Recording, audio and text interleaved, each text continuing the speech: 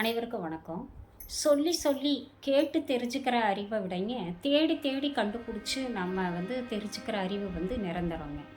இது எதுக்காக சொல்கிறேன் அப்படின்னு சொல்லி கேட்டால், உங்ககிட்ட டாபிக் ஏதாவது வேணுமான்னு கேட்டிருந்தேன் இல்லைங்களா? அதில் 3 டாபிக் என்னை ரீச் ஆகிருக்கு அப்படின்னு நான் சொல்லியிருந்தேன்.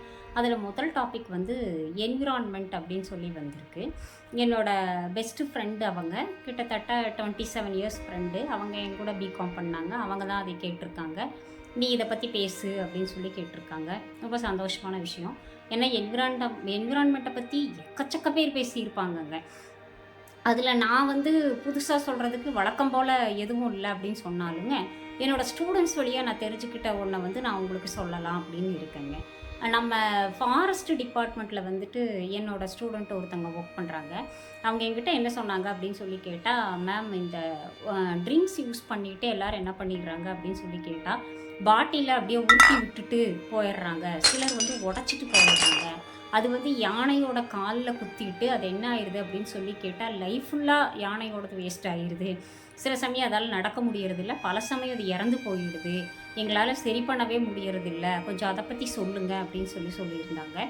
இந்த உலகம் மனிதனுக்கானது அல்ல, பறவைகளுக்கும் விலங்குகளுக்கும் உரியது. அதில் நம்ம என்ன பண்ணிகிட்ருக்கோம் அப்படின்னு சொல்லி கேட்டாங்க. மனிதர்கள் அவங்களோடதையும் சேர்த்து உபயோகப்படுத்திகிட்டு இருக்கோம் அப்படிங்கிறத நம்ம தினமுமே மைண்டில் வச்சுக்கணுங்க.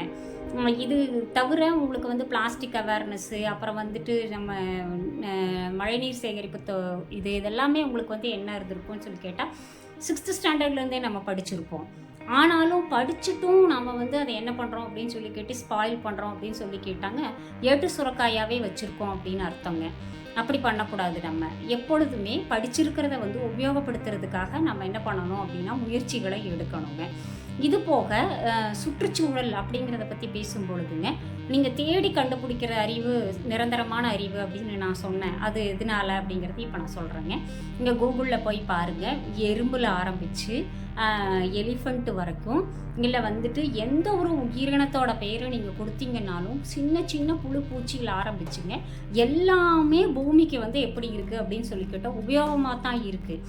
அவங்க பண்ணியிருக்கிற நல்லதை வச்சு தான், அதாவது பறவைகளும் விலங்குகளும் பூச்சிகளும் பண்ணியிருக்கிற நல்லதை வச்சு தான் நம்ம மனுஷங்க என்ன பண்ணிகிட்டு இருக்கோம் அப்படின்னு சொல்லி கேட்டால் வாழ்க்கையை நடத்திட்டு இருக்கோங்க. அது உண்மையா பொய்யா அப்படிங்கிறத நீங்களே தேடி தெரிஞ்சுக்கலாம். மனிதனால் இந்த பூமிக்கு ஏதாவது நல்லது நடந்திருக்கா அப்படின்னு சொல்லி கேட்டாங்க. இல்லைன்னு தான் சொல்லணும். நிறைய அழிச்சிட்டோம். அழிச்ச இடத்துல நம்ம என்ன பண்ணலாம் அப்படின்னு சொல்லி கேட்டால், 100-200 மரத்தை அழிச்சிட்டு நம்ம வீடோ இல்லை பில்டிங்கோ கட்டியிருந்தோம் அப்படின்னு சொல்லி கேட்டால் 4 மரம் கூட நம்ம திருப்பி வைக்கலைங்க. ஸோ எதிலிருந்து நம்ம ஆரம்பிக்கணும் இந்த சுற்றுச்சூழல் பாதுகாப்பு அப்படிங்கிறத பார்த்தீங்க அப்படின்னு சொல்லி கேட்டால், முடிஞ்ச அளவுக்கு மரம் வைக்கணும். வைக்க முடியல அப்படிங்கிறவங்க இருக்கிற மரத்தை பாதுகாக்கலாம். அப்புறம் அது பிளாஸ்டிக் பாட்டில் ஆகட்டுங்க, பிளாஸ்டிக் கவரு, கண்ணாடி பாட்டில், அதுகளை அந்தந்த இடத்துல நம்ம கொண்டு போய் சேர்த்தலாங்க. நமக்கு சோகம் இருக்குது, துக்கம் இருக்குது, துயரம் இருக்குது, தோல்விகள் இருக்குது. ஆனால் அதுக்காக நம்ம என்ன பண்ணக்கூடாது அப்படின்னு சொல்லி கேட்டாங்க. நம்ம பாட்டில்களை போட்டு உடச்சி நம்மளோட சோகத்தையும் துயரத்தையும் துக்கத்தையும் காமிச்சிக்க முடியாதுங்க. எத்தனை பாட்டிலை உடைச்சாலும் நம்மளோட துயரத்தை மீண்டு வர வேண்டியது நம்மளோட கடமை தான்.